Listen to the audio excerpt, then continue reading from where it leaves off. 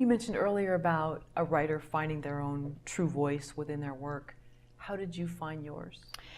Well, I came out of theater, and when I was first in theater, I presumed everyone in theater would become an actor, but I wasn't a very good actor. And I even took private lessons, and my acting teacher said, "This is not natural to you." She says, "Now, if you want to work through whatever block you have, you can. We can work on that." But she said, other people, as this flows out of them much more.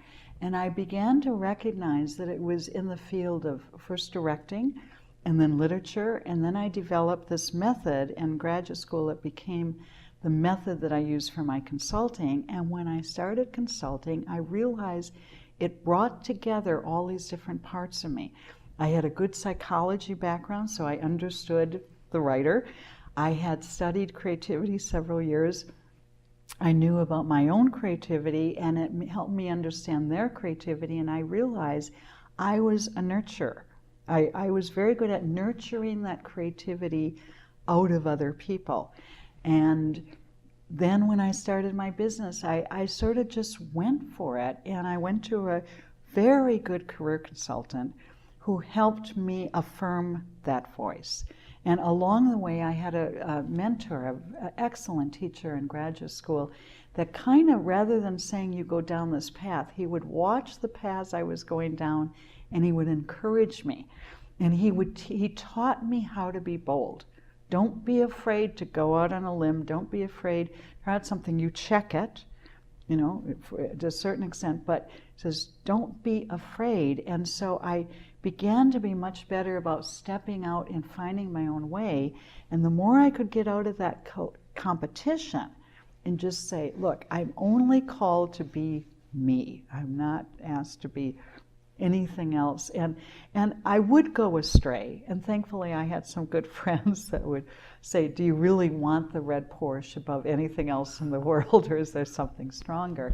And I think sometimes you keep saying, what is exactly my goal? And you work at defining that. I mean, if somebody said, what is my life about? I would say my life is about nurturing creativity and spirituality, and I see that these things come together.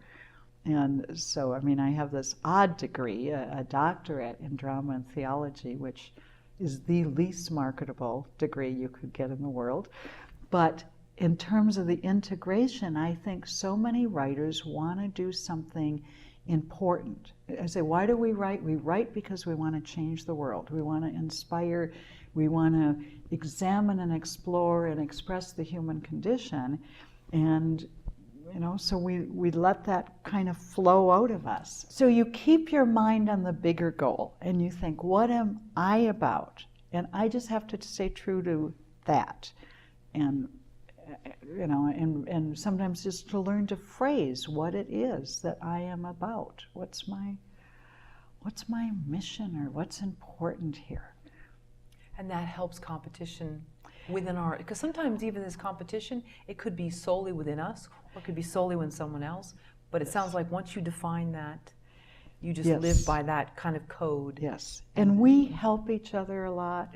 My colleagues and I, especially several of them, we call, and sometimes when we feel that sense of whether it's competition or anger, or we're peeved about something, we call the other person and say, okay, I got to work through this.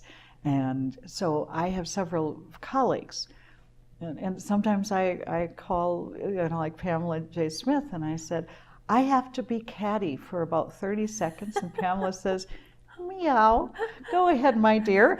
And so there are times that you do have those feelings. And I never want to negate that one has those feelings.